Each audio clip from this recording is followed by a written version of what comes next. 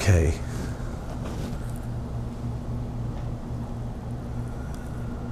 We are in the OR with Jeff and Jen Q102. He's sleeping, so I'm going to try to be quiet. What we're doing today is what we did to Jeff or to Jen about a month ago. A lower facelift, we call it an advanced facelift. It helps the folds, jowl, jawline, and neck. We love that sound in here. And years ago we did an upper blepharoplasty, but he could use a little bit of a refresh, so we're doing that. And what I like to do now is show some of the anatomy and the markings that we made. So we're going to get another camera in here in a minute, and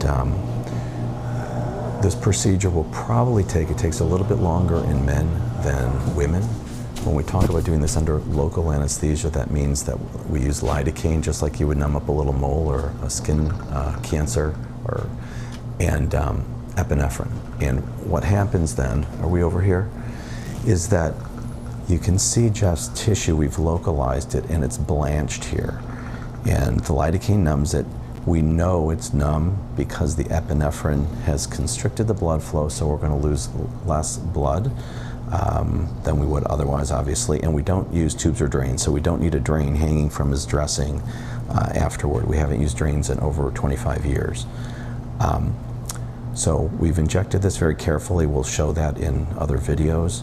We've marked his upper eyelid, and generally speaking, from the eyelash margin to the eyelid crease is usually about 8 to 12 millimeters. His is marked at 11. And we even those up on both sides, and then we measure the redundant tissue. And so that's what these markings represent. The first thing we're going to do is we're going to remove that extra skin. He probably doesn't have much fat left because we removed some of it previously, but we'll see. He's a little bit full in this area.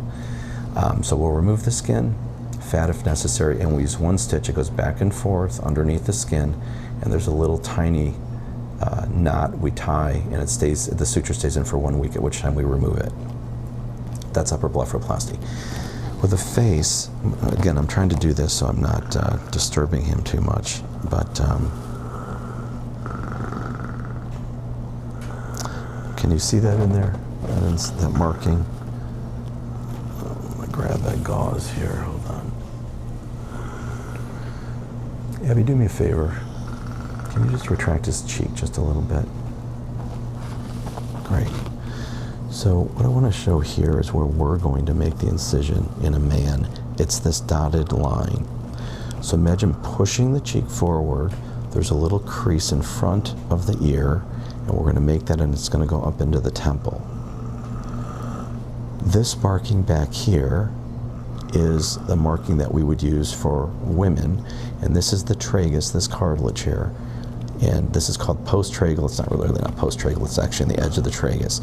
But it breaks up the incision, and we can do that for women because they typically don't have beards, and we're moving the hairline backwards, at least the cheek hairline. In men, if we did that, Jeff would end up with hair either growing out of his ear or along the tragus. It would be very difficult to manage.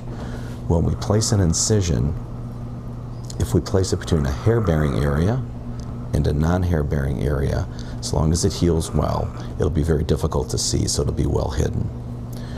We're going to come under the lobule a couple of millimeters here. Okay, we don't want to be right on the lobule because we don't want the earlobe to get pulled down after the surgery. That's called a pixie ear, and that's a telltale sign of surgery. But if we look at the back of the ear here, there's going to be, we're making a marking that comes up along, and Abby has this draped already, which is great, but his hairline's up here. There's going to be a curve down here, you'll see, where we'll enter the hairline, so that this tissue can be moved this way. And then surgically, what we're going to do is we're going to make these incisions, and let me do this with my hands here. So we're gonna make the incisions that we talked about. We're going to elevate the skin. Beneath the skin is this layer we call the smaz. And I tell patients, like a boneless chicken breast, it's like that white fibrous layer before you get to the chicken meat. I'm just really excited he's snoring. And what we're going to do is we're going to advance that. We're going to tighten, elevate that on itself. full jowl, jawline and neck are going to be improved. We're going to advance the skin. This isn't about just pulling and stretching skin, but we're going to have redundant tissue we're going to remove, and we're going to meticulously close it and go to the other side, do the same thing. So we're going to be recording this. We'll get some edited footage. Hopefully you can follow. Jen is 41 days out, and we're just starting Jeff now, but you can watch them both recover on YouTube. Thanks.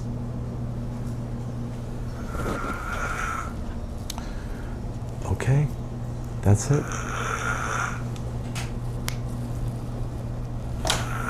Look at that. Come on. Are you kidding me? I'm almost afraid to do anything. I'm going to cut the cord. Oh, yes. It's great, yeah. He's nice and Valium works well.